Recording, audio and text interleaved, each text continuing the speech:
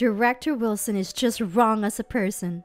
Defending the cleaning lady, Mrs. Johnson, who had been doused with a bucket of water, I stood up to my arrogant boss and got demoted for it. You dare talk back to me, woman? That's why this is happening to you. Your career is over. Director Wilson sneered. But then, President Taylor came to my house, looking pale, begging, "Please come back immediately. I need you." In the president's office, bewildered and trying to grasp the situation, I was met by a surprising individual. My name is Megan. Having graduated high school, I started working this year as a new employee in a mid-sized company. I lost my parents in an accident when I was young and only had my grandparents. Even past their retirement age, they worked hard to let me finish high school. "Megan, you're smart. You should go to college," my grandparents urged, but I didn't want to burden them further, so I chose to work instead. To lessen their load, I started living alone when I got the job. The work, filled with new challenges, was tough, but I was motivated to repay my grandparents for raising me. Luckily, my seniors were incredibly kind, always explaining things clearly. Determined not to let them down, I worked hard too. However, there was one presence that unnerved me. My boss, Director Wilson. Arrogant and belligerent, he'd shout at the slightest displeasure. The senior said he was the president's relative, protected by nepotism, unskilled but untouchable, feared for demoting disliked subordinates. Everyone endured his behavior. Being a high school graduate, a newbie, and a woman, I was an easy target for his stress relief, faced daily with his sarcasm. Others noticed but could only comfort me in his absence. I endured, telling myself this was the working world, not wanting to lose my job and worry my grandparents. If I lost my job, my grandparents would also be worried. Even in such a workplace, someone comforted me. Emily Grace Johnson, the cleaning lady, a gentle, always smiling woman. She'd encourage me whenever I vented about my boss. "Ah, you're working so hard, aren't you?" I always felt inspired to work hard when I thought of Emily, the cleaning lady beloved by everyone, and how she reminded me of my grandmother in the countryside. Emily, though in a different role, was striving just as hard in the same company. I couldn't let a mean boss like Wilson defeat us. I loved Emily for always instilling that fighting spirit in me. But the spiteful Wilson was, of course, harsh on Emily too. One day, while walking inside the office, I came across Emily doing her cleaning. She was mopping the hallway, stepping aside for passing employees. As I was about to greet her, I saw Wilson coming from the opposite direction, instinctively hid. Wilson was looking at his mobile phone while walking, and the other employees were walking around to avoid him. I had a bad feeling. Then it happened. Wilson, engrossed in his phone, kicked a bucket, spilling water from it. Some of the water splashed onto the hem of Wilson's pants and his shoes. "Damn, that's cold!" Emily rushed over to him, worried. "Oh no, are you all right?" For a moment, I thought, serves you right.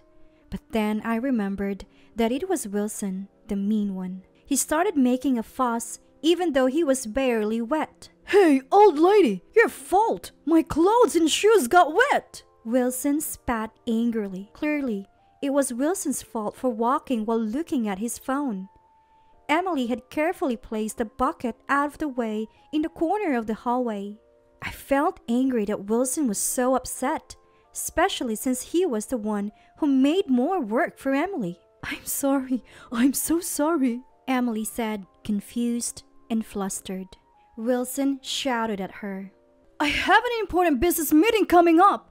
What am I supposed to do now?" I'm so sorry. You got wet. What should we do? Emily, apologizing repeatedly, knelt on the floor, and began wiping Wilson's shoes with a clean towel. It's not about saying sorry, old woman. While shouting, Wilson grabbed the bucket, still partly filled with water. Oh, Emily, watch out! My voice failed to come out as a warning, and Wilson, unbelievably, turned the bucket upside down over Emily's head, who was still kneeling. A considerable amount of water must have been inside. Water dripped from Emily's hair, and she looked stunned, not understanding what had happened. Now you know how it feels to be drenched like me, Wilson said with a vile smile to Emily. Seeing Emily soaked through, resembling my grandmother, I couldn't hold back any longer. If staying silent meant witnessing this, I'd rather quit. That's how I felt. How can you do such a thing? This is too much. I stepped forward in front of Wilson and Emily and protested as if letting out all the frustration I had been holding back. Emily is not at fault. It was wrong for you, Director Wilson, to walk while looking at your mobile phone. I pointed out Wilson's obvious mistake. I got splashed with water, so I'm the victim here, Wilson yelled back, but anyone could see who the real victim was in the situation. The commotion drew many employees around. Even so, throwing a bucket of water on someone is unreasonable. That's downright violence. What? Do you realize who you're talking to? Wilson retorted. Of course, as a person, you're wrong, Director. Though he yelled, Wilson was speechless in the face of my unwavering confrontation, something he wasn't used to. Wilson silently offered a handkerchief to the drenched Emily. Seeing it was far from enough, she glared at the standing Wilson. As a crowd gathered, making it awkward, he shouted, "You better be ready for what's coming after saying that to me," and quickly walked away. Thank you, Megan. Tears welled up in Emily's eyes, usually always smiling, but now looking sad.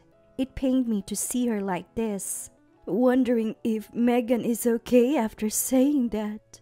Emily was more concerned about me than herself being wet. I'm fine, don't worry. Though I was nervous inside for speaking my mind to Wilson for the first time, I maintained composure and helped clean up the spilled water. After parting with Emily and returning to work, I found Wilson's usual seat empty. He must have gone to the president's office to tattle on me. I might lose my job over this. I worried but also felt I haven't done anything wrong. Expressing my thoughts to Wilson had oddly cleared my mind, helping me focus on work. The next day, fears came true. I was suddenly issued a transfer order to the countryside.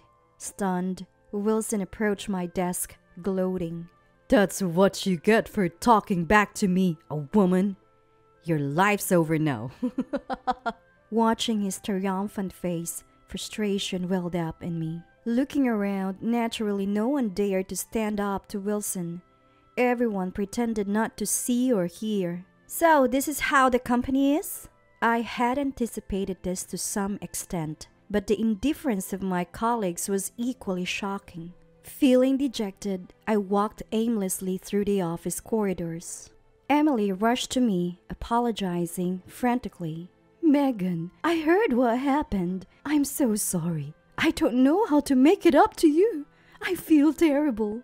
Her distress reminded me of my grandparents in the countryside.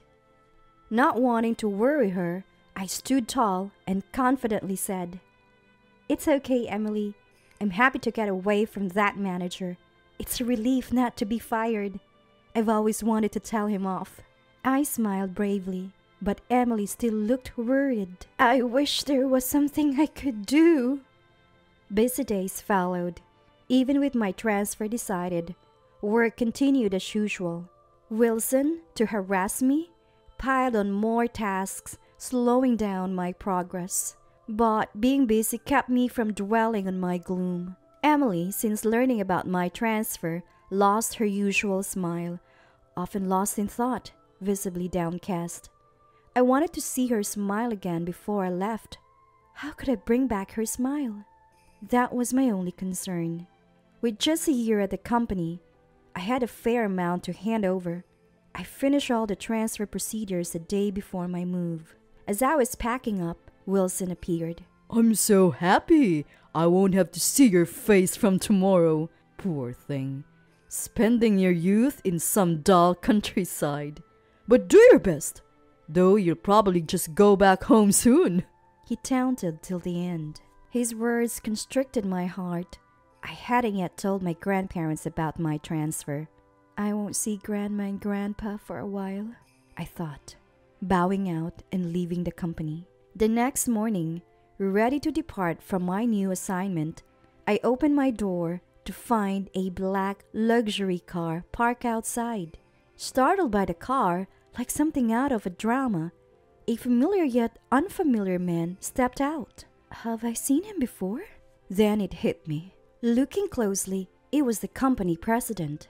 Why is the president here? Shocked, I froze in place. The president, with a pale face, seemed frantic.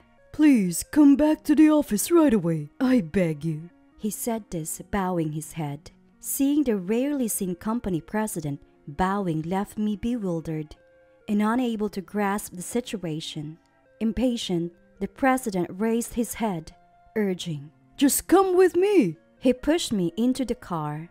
Seated, the car started moving. While I couldn't understand what was happening, I thought, this seat is really comfortable. As I looked out the window, escaping reality, we arrived at the company. Still not understanding the situation, the president led me to his office.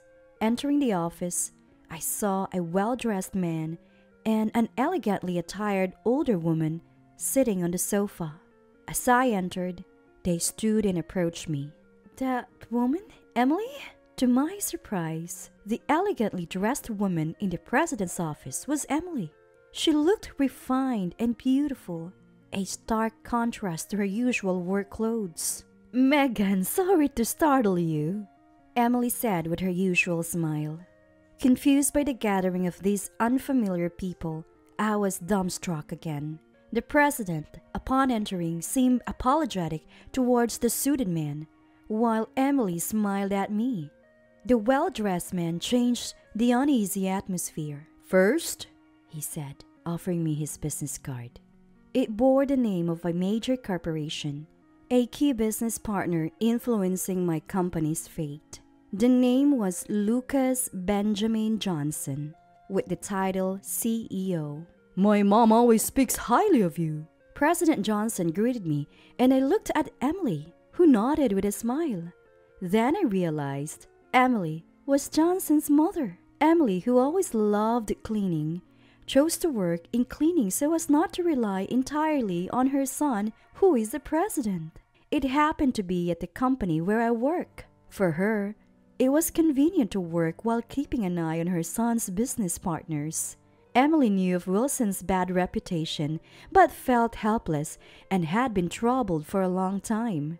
However, after I was transferred for defending her, she consulted her son to help me. Emily never used her position as the president's mother for work issues before, but this time she did, feeling a bit embarrassed as she explained. "When I was splashed with water, I was really sad, but so happy Megan helped me," she said, holding my hands warmly, spreading a gentle feeling in my heart. President Johnson, watching us with a calm gaze, turned to our president with a stern look, saying, "I cannot continue business with a company that transfers young employees for doing the right thing. We'll need to reevaluate our relationship." "I'm terribly sorry. This will never happen again. I will ensure it." Our president, red-faced, desperately apologized. Hearing myself referred to as a young person who did the right thing made me happy. I believed I had done the right thing. Yet after being transferred and receiving no support from anyone, I started doubting if I was fit for the corporate world. But Johnson's words gave me confidence for the first time that I hadn't been wrong. Following these events, I was allowed to return to the company.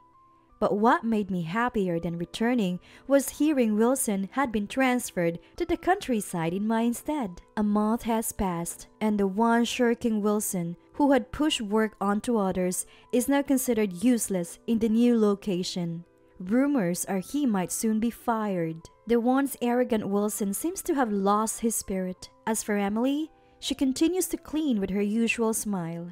Everyone talks to her as before, but I know her true identity. Emily asked me to keep it a secret, so it remains between just the two of us. Good morning! Oh, good morning, Megan. You're looking cheerful today as well. This daily exchange gives me energy.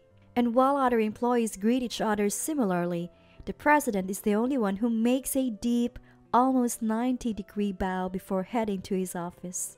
Knowing why he does this makes me smile a bit, but the other employees, who don't know the reason, initially cared, but now nobody seems to mind. Our once autocratic president has changed his ways, and the workplace has become much more pleasant since Wilson left. Originally, Wilson was the cause of a negative atmosphere, but all the senior staff were kind and helpful, allowing them to work as they wished.